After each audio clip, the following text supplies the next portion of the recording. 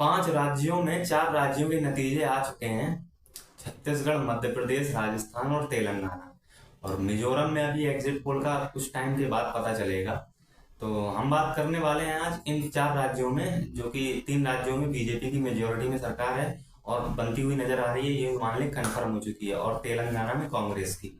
तो बने रहिए आप इस वीडियो में। आज इस वीडियो में हम आपको बताने वाले हैं कि जो चुनाव के नतीजे जो आए हैं उसमें तो बीजेपी का कंफर्म हो गया 3 राज्यों में और एक राज्य में कांग्रेस का।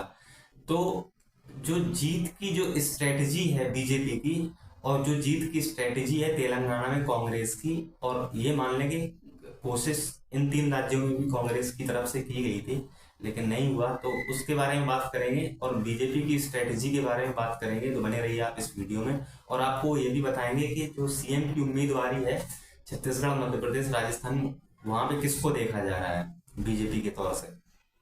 तो बने रहिए। तो सबसे पहले हम बात कर लेते हैं मध्य प्रदेश में। तो मध्य प्रदेश में टोटल सीटें हैं 230, जो कि फुल मेजोरिटी में आने के लिए किसी भी सरकार को चाहिए, किसी भी पार्टी को चाहिए जीत के लिए 116 सीटें, यानी कि 51% का वोट शेयर चाहिए, तब वो जाके मेजोरिटी, फुल मेजोरिटी में सरकार आ जाती है।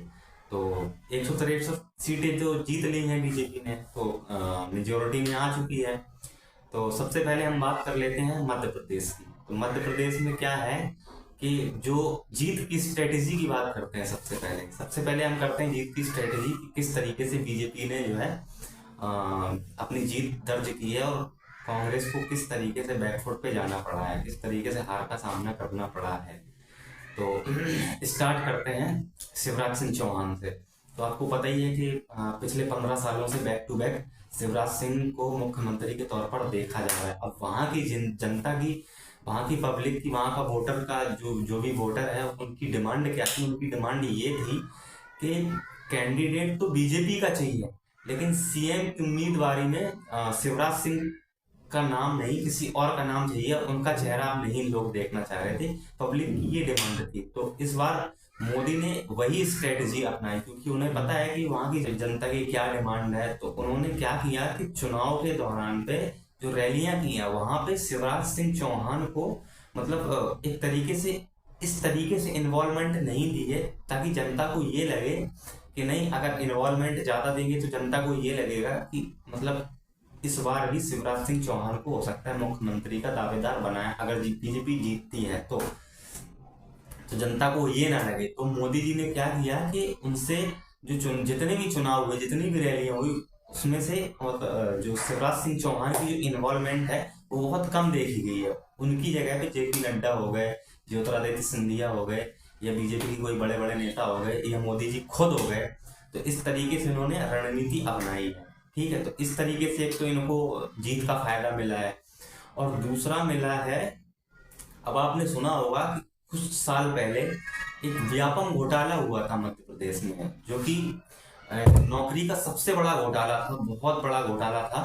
व्यापम घोटाला 2014 या 15 में हुआ था, इतना एग्जैक्ट याद नहीं है मुझे। उस टाइम पे थी सरकार शिवराज सिंह चौहान की, बीजेपी की।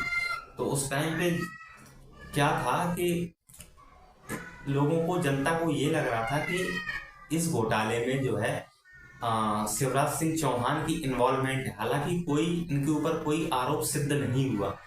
तो जनता एक तो पुरानी बात को भी लेके बैठी थी, एक तो ये मुद्दा हो गया, और दूसरा बहुत सारा इनका मतलब एक एडवांटेज होता है, एक डिसएडवांटेज भी होता है। तो जनता को कुछ डिसएडवांटेज भी लगा होगा, तो उन्हें ये रास नहीं आ रहा है। तो वो चीज मोदी जी समझ गए थे, तो उन्होंने इस तरीके से अपना काम किया और जीत अपनी दर्ज की। ठीक है, और दूसरा ये है कि जो वहां पे जो महिलाओं को जो घोषणा पत्र, अब घोषणा पत्र की बात कर लेते हैं। जो घोषणा पत्र जो जारी किया है बीजेपी ने और जो कांग्रेस ने, उन घोषणा पत्र में क्या अंतर है कि बीजेपी ने बोला है कि एमपी में जो है 500 का सिलेंडर हम देंगे, और कांग्रेस ने बोला है कि हम 450 का सिलेंडर देंगे। और जबकि जनता को पसंद आया 500 वाला सिलेंडर, 450 वाला पसंद नहीं आया। कांग्रेस पे ट्रस्ट कम रहा जनता का, जनता का ट्रस्ट सबसे ज्यादा रहा मोदी पे, मोदी की गारंटी में। क्योंकि मोदी ने एक रैली में बोला भी था कि आप मेरी गारंटी पे वोट दीजिएगा, मैं आपको गारंटी देता हूं कि मैं विकास करूंगा और करवाऊंगा। तो एक तो ये रहा। अब दूसरा देखते हैं कि सीएम की उम्मीदवारी किसे देखा जा रहा है। अब देखते हैं, वो तो पार्टी डिसाइड करेगी, बीजेपी के हेडक्वार्टर में पता चल जाएगा। हालांकि उनके दिमाग में तो आ ही गया होगा, लेकिन वो अभी रिलीज नहीं किया, कब तक रिलीज करते हैं। तो या तो नरेंद्र सिंह तोमर, उन्हें भी देखा जा रहा है, या फिर ज्योतिरादित्य सिंधिया को, यह हो सकता है शिवराज सिंह चौहान को ही रख दे, कोई कुछ पता नहीं है। तो आपकी क्या राय है, आप भी इस कमेंट्स बताइएगा। और दूसरी बात करते हैं राजस्थान की। तो राजस्थान में टोटल है 116 सीट।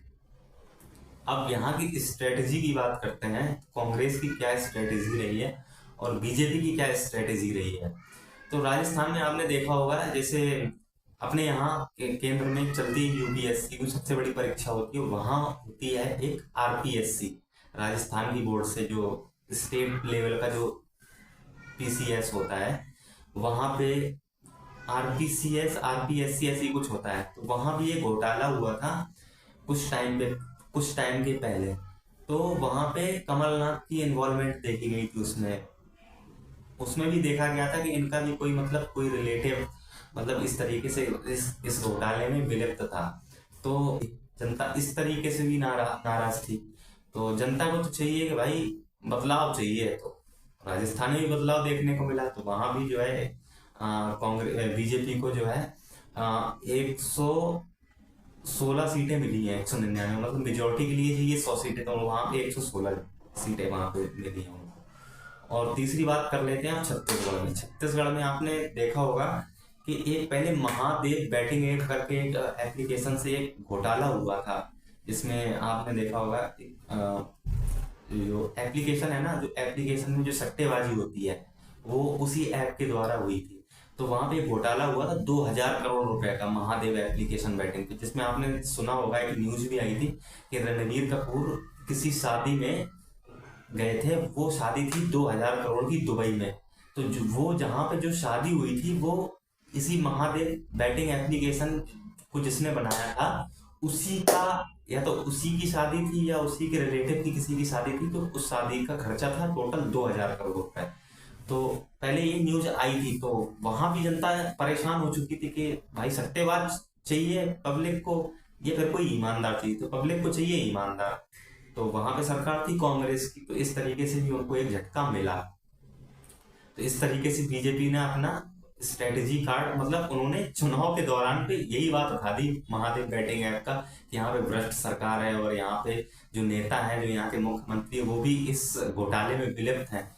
तो इसमें भी जनता को कुछ मतलब अंडरस्टैंडिंग हुई, तो उनको भी लगा कि नहीं भाई बदलाव चाहिए। तो उन्हें तो पता ही था कि ये घोटाला हो रखा था। तो जो बीजेपी ने यही एक ट्रम्प कार्ड खेल दिया था वहां पे, इस वजह से वहां पे जीत लिया। तो वहां पे अब देखते हैं बीजेपी का मुख्यमंत्री का दावेदार एक तो रमन सिंह को बताया जा रहा है, और दूसरा कोई आदिवासी कम्युनिटी से आता है, उनको भी देखा जा रहा है। तो आप बताइए, आप भी कमेंट्स करके बता सकते हैं कि राजस्थान बीजेपी राजस्थान में और छत्तीसगढ़ में और मध्य प्रदेश, इन तीन जगह पे किसकी सीएम की उम्मीदवारी का चेहरा देखा जा रहा है। तो आप भी बता सकते हैं, आप भी अपनी राय दे सकते हैं। फिलहाल में वीडियो में इतना ही, मिलते हैं नेक्स्ट वीडियो में। तब तक के लिए वंदे मातरम। इसी तरीके से फैक्ट वीडियो आपको मिलते रहेंगे। Thank you so much.